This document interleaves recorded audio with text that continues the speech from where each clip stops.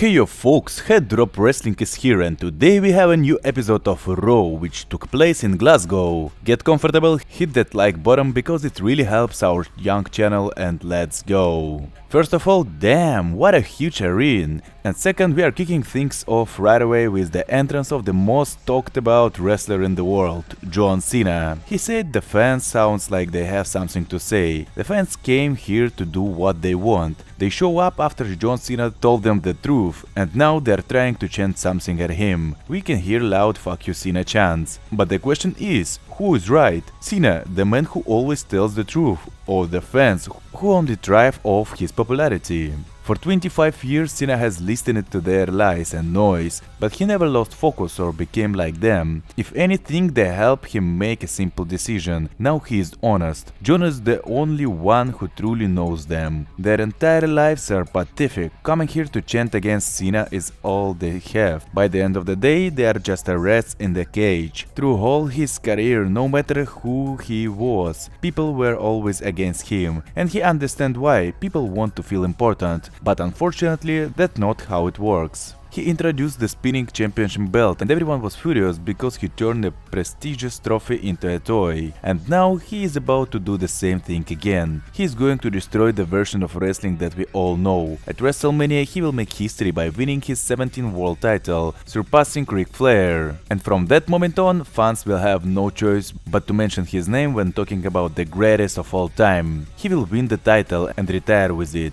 He will take the championship and just leave, forcing the company to create a new toy for them to fight over. He will be the last true champion and there is no one who can stop him. Of course, that brings out the current WWE champion Cody Rhodes. Cody said Cena should consider that he actually has to take the title from him first. Maybe Cody doesn't take properly Cena last week. Sure, John might be at his weakest right now, but attacking him at Elimination Chamber was a huge mistake. Cody reminds everyone what he went through to become champion even once in his career, and if Cena wants the title so badly, he can come and take it right now. Cena dropped the mic, ready to fight, but then backs off. "John!" Cody yells. Cena pauses, then turns back. Cody proved that no matter how much Cena wants to win, he wants to keep the title even more. The champion stands tall in the middle of the ring while Cena leaving empty-handed. Just like he is leave empty-handed at WrestleMania, just like he is leaving WWE for good, this is the last what champions said. First match, Austin Theory and Grayson Waller vs Jey Uso and Mystery Partner. There were many possibility choices, but they revealed everything right away. Jay's partner is Jimmy Uso. After last week it's so hard to take this match seriously, but here we are. As expected, this was a showcase for Jey Uso, who we're supposed to believe in. But let's be honest, he doesn't feel on the same level as a Gunther.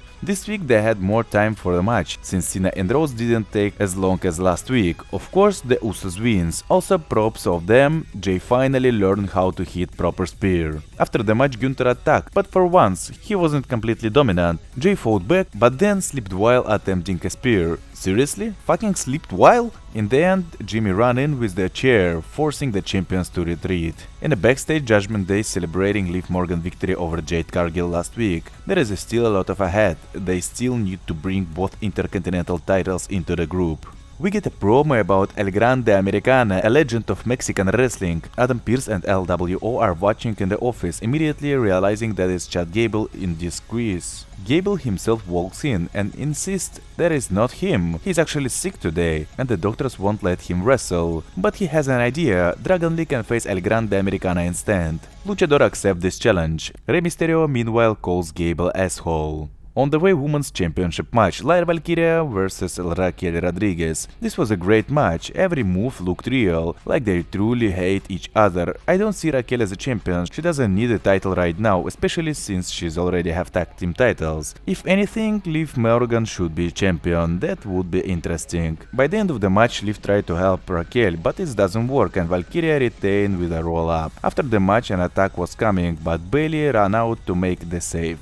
Pat McAfee shared that he visited the most famous kilt shop in Scotland, and of course they found the perfect one for him. On the backstage, the Usos, Jimmy Uso tells Jay to stay focused or he will lose at WrestleMania. Jay admits he doesn't think he can win. Jimmy fires up him, reminds him he won the Royal Rumble and he needs this Uso right now. Then Jimmy walks 3 steps and randomly runs into Gunther. He challenged him to a match next week and slapped him across the face. Gunther just smiled. He is not afraid of clowns like this. Honestly, I wouldn't be either. Adam Pearce enters the ring, furious about what happened last week. The contract for the match at WrestleMania between Io Sky and Bianca Belair has been officially signed. The first is the champion, while the second earned the opportunity by surviving the Elimination Chamber Bianca Belair. As for the Rhea Ripley signature, Pearce said it means nothing. He won't let it happen. But before he can finish, he is interrupted by Io Sky. She doesn't care how many opponents she will have or who they are because she still defeats them all. Bianca Belair comes out next, saying that Rhea Ripley doesn't deserve a shot for a title.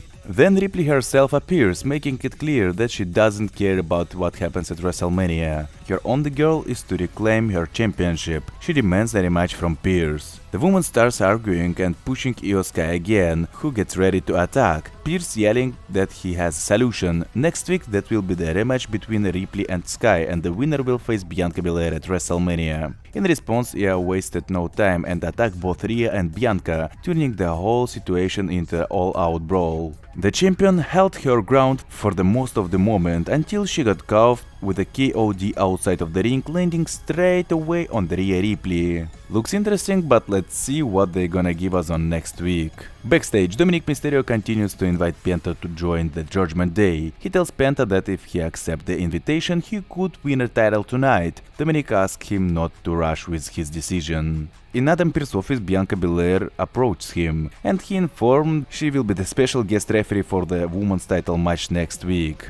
Up next in the ring we have Dragon Lee vs Chad Gable. Oh, I mean El Grande Americano. I don't know how about you, but I'm really enjoying this storyline, even though I'm not entirely sure where it's headed. Most likely Mysterio will face him at WrestleMania, but there is still a long way to go before that happened. The match was solid. It reminded me about their fight in Monday Night Raw in Saudi Arabia, when they absolutely stole the show. Yeah, don't forget I visited this show. Tonight they were also giving the plenty of time and I really liked what they delivered. So far, this has been the best match of the night, and by the end of the day, the crowd even started chanting "This is awesome." In the closing moment, Gable ripped the mask off Dragon Lee and locked him in the ankle lock to secure the victory. In the ring, we have CM Punk, who says he is not in the best shape right now. He is constantly dealing with the jet lag and going through tough time, and his road to WrestleMania has been easy. 2 men cost him the win at the Royal Rumble, and they're going to pay for it. Seth Rollins took Punk's return way too personally, and he's already suffered for it multiple times. Roman Reigns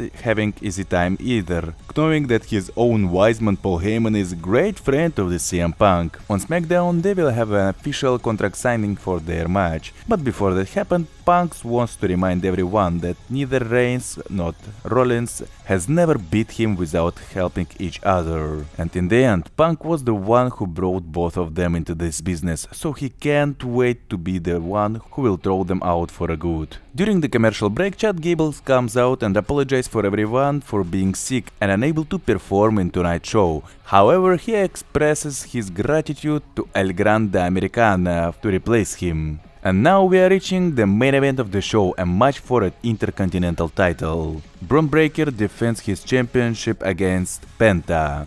By the way, Pat McAfee couple of times mentioned that Penta was the Lucha Underground champion. Of course, Judgment Day wastes no time to coming out and watch the action unfold. And honestly, I would have done the same because this match was absolutely solid. Both wrestlers for sure future megastar in this company, and their clash turned out of the pleasant surprise. Damn, these two are so good in the ring and their chemistry is unbelievable. I highly recommend to watch this match full. And lucky you can do it checking out Telegram channel via link in the description. And don't forget, this is for free. Tonight match was ended in house as Dominic Mysterio attacked Breaker. Breaker fought back, but then Balor showed up with a chair.